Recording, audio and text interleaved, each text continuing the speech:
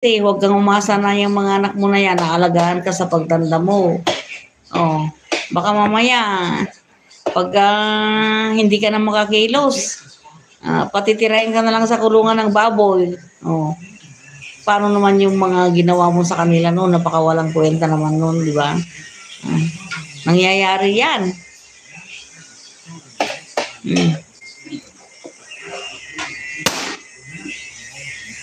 Kaya ako ngayon, nag-iisip din ako. Kasi wala kaming sariling bahay eh. Ang bahay namin na andun sa Manila. Malayo. Nakakatakot. Nakatira pa naman kami sa squatters area yung bahay namin. Hindi naman kami nakatira sa squatter area.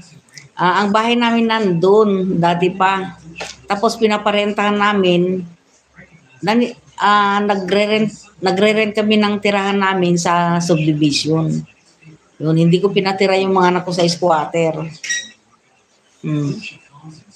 Pero talagang mahirap ang buhay squatter.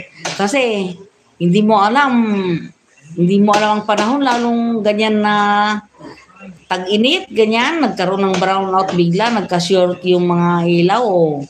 Nangyari na yan sa kapitbahay namin.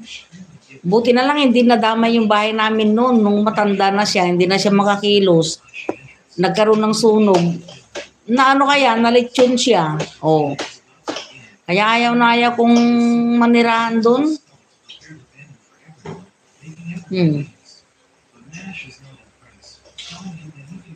Kaya sabi ko sa mga anak ko, mag-aaral sila. Lalo na yung estudyante ko ngayon, magtapos siya ng pag-aaral niya. Kasi nakikitira lang kami rito. Pag natapos siya ng pag-aaral niya, kumuha na siya ng bahay.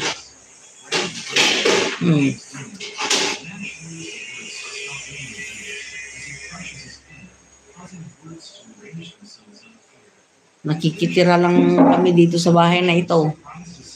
Wala kaming sariling kwarto. Squatter lang din kami rito. Ayun, kami mag-asawa nakahiga dito sa sala. Siyempre, may mga kwarto naman, pero kwarto ng mga anak niya yan. Diba?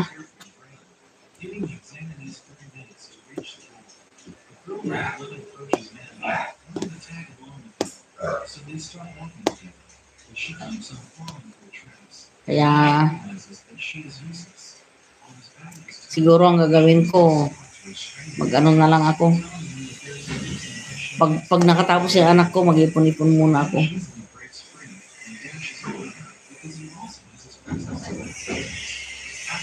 Magtatrabaho pa rin ako hanggat kaya ko kasi wala, hindi po pwede yung ganito. Di ba?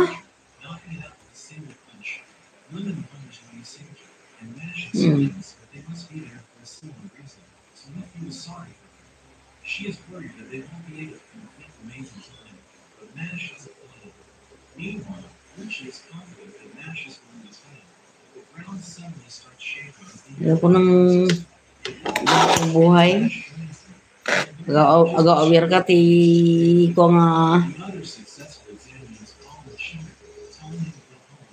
kanam lang din bayad na. Ay madi diba?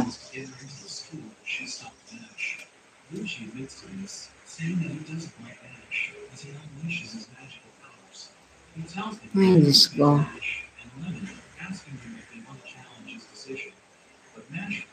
Ayan, naka-isang oras na tayo, sis.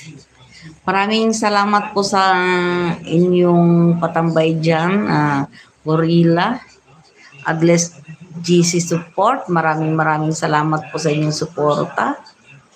Yan. JR, ayan, Joker PH, still watching po. Yan.